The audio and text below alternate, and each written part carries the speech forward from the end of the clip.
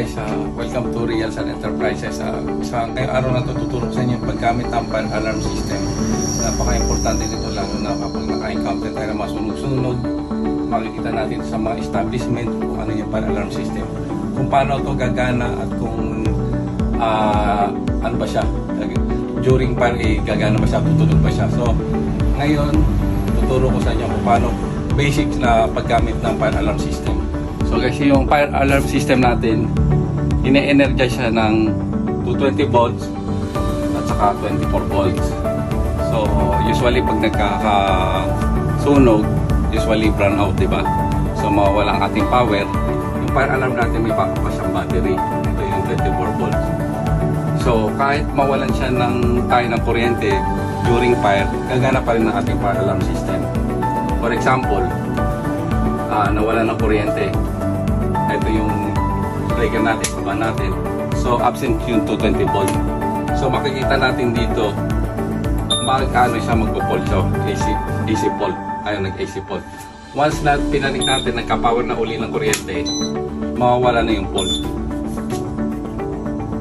Ngayon naman, pag tinanggal naman natin yung battery, nag-loss ng battery, na lobat na yung battery natin, pag tinanggal na sa connection, lalabas naman yung battery fault.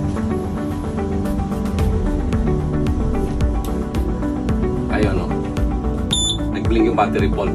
Pag kinabit natin yung battery, tingnan natin kung mawala yung battery fault.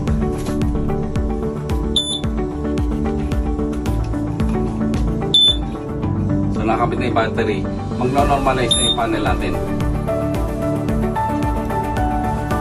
Ayan, wala na nagpo-fault. Ngayon pwede natin testingin na yung mga ano natin, yung mga devices natin, at saka yung panel natin, at saka yung mga sounders natin. So guys, yung bumabuo ng fire alarm system natin, unang-una dyan yung mga initiating device. Ano ba yung mga initiating device? Ang initiating device natin, binubuo ko siya ng smoke detector, heat detectors, yan. Tapos yung fire alarm control panel natin na 24 volts. Tapos meron tayong mga sounders dyan na alarm bell, horn strobe, at saka motor siren. So yan ang bumubuo ng fire alarm system natin. Ngayon, paano ba gagana ang fire alarm system natin pag naka-encounter tayo ng sunog? So meron tayong tatlong pamamaraan para mapatunog natin ang fire alarm system. Yung una nating pamamaraan, for example, naka-encounter tayo ng sunog na nakikita natin. Kung nakakita tayo ng usok, sunog, pwede nating tayo pa lang sa sarili natin, pwede natin pindutin yung mga nakikita natin sa hallway na ito, tulad dito yung manual call point. Pwede natin i-press to para tumunog yung mga sounder natin. For example, nakakita tayo ng sunog, pwede natin pindutin to, ay i-press natin to. Ngayon para mawala yan, i-reset natin at i-silent natin.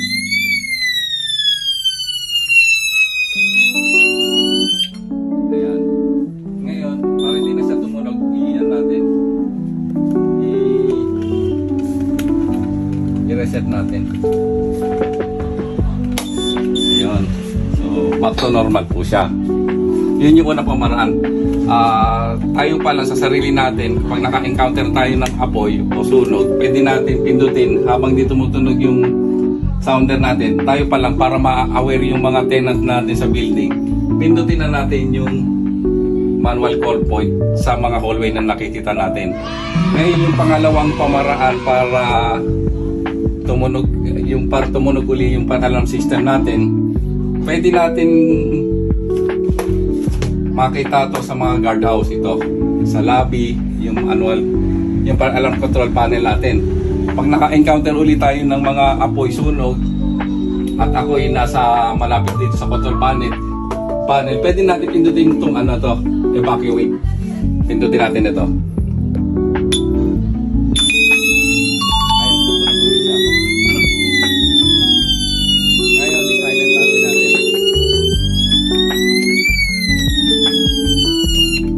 Yun, nag-normal ulit siya. So yung pangatlo natin pamamaraan para gumana ang ating fire alarm system. So magpapausok tayo. So kailangan natin ng smoke test. So hindi natin kailangan ng sigarilyo para pausukan to. Meron naman tayo smoke test. Itong smoke test natin, direkta natin papausukin dito sa detector para tumunog ang ating mga sounder. Try natin.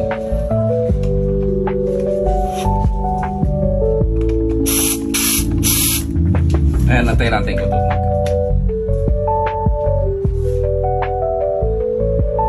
Medyo may delay lang ng 7 seconds.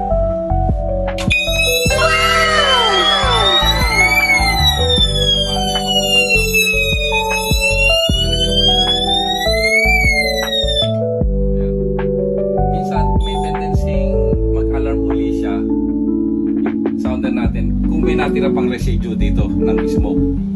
Kung wala nang residue nakit na ma-absorb yung hindi na siya tutunog. So ayan, nag-normal na uli ang ating mga fire alarm system. So napakita namin sa inyo yung tatlong pamamaraan ng kung paano gumana ang fire alarm control panel natin at yung fire alarm system natin. Hold up, wait a minute, something ain't right. So guys, ito nga po ang ating 2-zone fire alarm control panel. So ibig sabihin may 1 zone tayo, may 2 zone tayo. Pwede ito sa second floor sa 2-story building. For example, meron tayong mga detector dito. Assuming na ito yung first floor, yung 4 detectors natin, then yung 5 detectors natin nasa second floor. For example, ito yung living room, dining room, guest room, or hallway. Tapos sa second floor natin, meron tayong master bedroom, room number 1, room number 2, room number 3, or may kitchen tayo doon. Pag naka-encounter tayo ng usok sa second floor, for example, sa master bedroom, pausukan natin. Kunyari, nagkasunog sa master bedroom sa second floor, mag-alarm yung natin 2 zone dyan. Malalaman natin na ang sunog ay nasa second floor, na nasa master bedroom. Papugay natin sa second floor. Ayan. Tingnan natin kung mag-aano yung second floor. So, malalaman natin na ang sunog ay nasa second floor. Yun.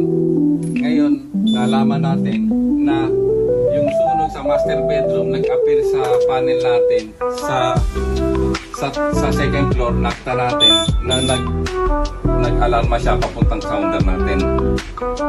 So yan ang fire alarm system natin. Kung binubuo siya ng initiating device, ibig sabihin ng initiating, sila yung nangunguna para ma-detect natin yung usok. Once na na-detect ng mga initiating device natin, yung smoke detector at saka heat detector, pupunta yan sa main fire alarm control panel natin.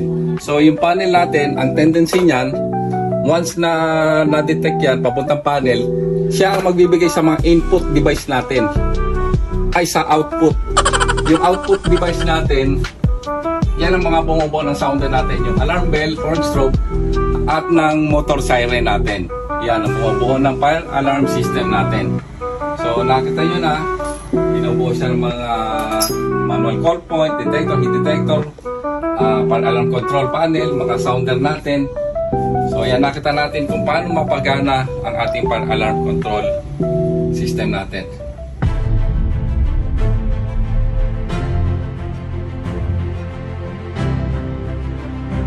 Again, ito nga po ang Real Sun Enterprises na your total one-stop shop company in the Philippines. We serve lives and properties. Kami po ay nangangalaga ng buhay at ng mga property.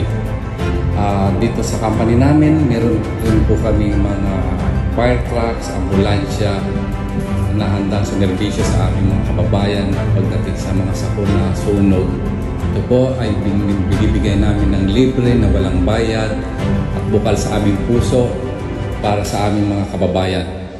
Inuulit ko po, kami po ang Real Sun Enterprises na nagpapasalamat sa aming mga customer at patuloy na tumatangkilik sa aming company. Salamat po.